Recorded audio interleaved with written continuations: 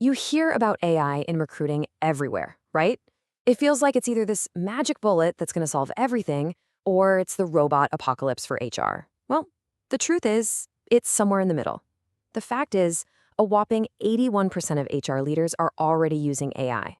So today, we're going to cut through all that noise. We're going to open up the AI toolkit and show you what's actually inside, how it works, and what it really means for the way we hire. All right, so here's the game plan. First, we're going to tackle that big myth. Are robot recruiters really taking over? Then we'll get practical and look at the actual AI toolkit. After that, we'll weigh the good against the bad, the incredible promise versus some very real risks. We'll peek into the future with what's on the AI horizon. And finally, we'll land on the most important piece of the puzzle, the human element. So let's dive right in with the question that's on pretty much everyone's mind. Are the robots coming for our jobs? It's time to separate the hype from what's actually happening. I mean, you've seen this headline, right? Or at least some version of it. The idea of some algorithm deciding your career path, it's a little unsettling, to say the least. It's straight out of a sci-fi movie. But is that fear based in reality? Or is there a completely different story to tell here? Here's the thing. The real goal of AI in this space isn't replacement, it's empowerment. Seriously, think of it less like a replacement and more like a super-powered assistant. It's a tool designed to handle all the tedious, time-consuming stuff, like sifting through thousands of resumes, so that your team can focus on the stuff that humans do best, like building real relationships with candidates. And look, this isn't just some far-off theory. This is happening right now. 81% of HR leaders are already using or exploring AI. So the conversation has totally shifted. It's no longer if we should use AI, it's how we use it smartly and effectively. Okay, so if AI is a toolkit, what's actually in the box? You wouldn't use a hammer to drive a screw, and it's the exact same idea here. Knowing which tool to use for which job is absolutely key. So, at a high level, there are two main players in the game. First, you've got predictive AI. This is the seasoned workhorse. It's been around for a while, and it's fantastic at digging through historical data to find patterns. And then you have the new kid on the block, generative AI. This is more of a creative partner, one that can actually create brand new content and conversations. Let's start with that workhorse, predictive AI. For the last 10 years or so, this has been the engine behind most recruiting tech. It's all about pattern recognition. It can look at your best employees, figure out what they have in common, and then help you find more people just like them. It's great for things like ranking candidates or even predicting who might be a retention risk. And then bam, generative AI, with tools like ChatGPT, just exploded onto the scene and made AI something we can all touch and use every single day.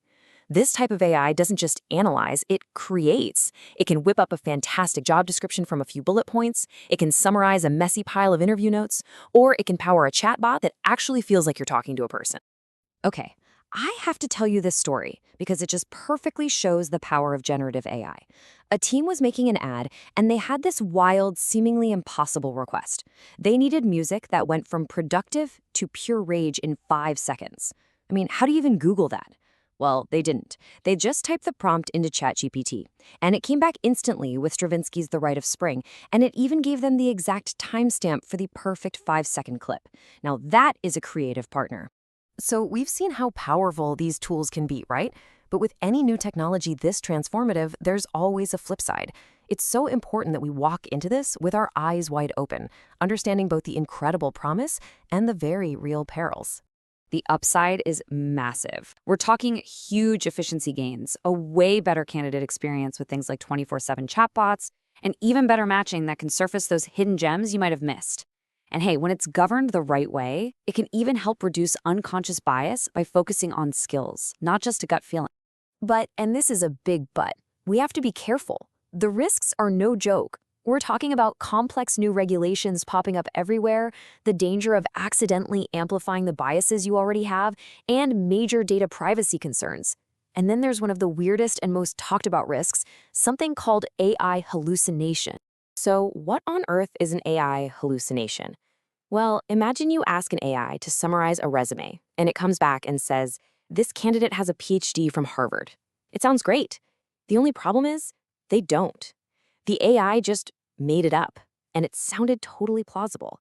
That's why having a human in the loop to fact-check everything is non-negotiable. And governments are definitely paying attention. A great example is New York City's Local Law 144. It now requires companies to conduct annual bias audits on their automated hiring tools. This is a huge sign of things to come. Demands for transparency and accountability are only going to get louder. Okay, so that's where we are today, but what about tomorrow? The next wave of AI is already on the horizon, and it's called agentic AI. And let me tell you, this is going to be a game changer. The key word here is autonomous. We're not just talking about an AI that responds to a prompt.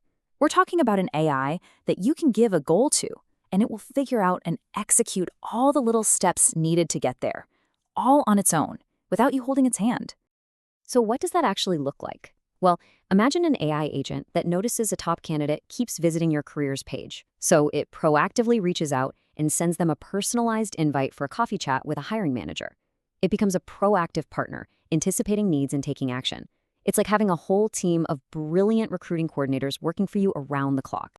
Okay, so with AI getting smarter and more autonomous, it brings us right back to that fundamental question. Where do we fit into this picture? And honestly, it's the most important question we can ask. Seriously, if AI can analyze, create, and even act on its own, what's left for the human recruiter? For the hiring manager? Where do our uniquely human skills come into play? And the answer, the core principle we have to build everything around, is this: a human-in-the-loop philosophy. It's that simple and that critical.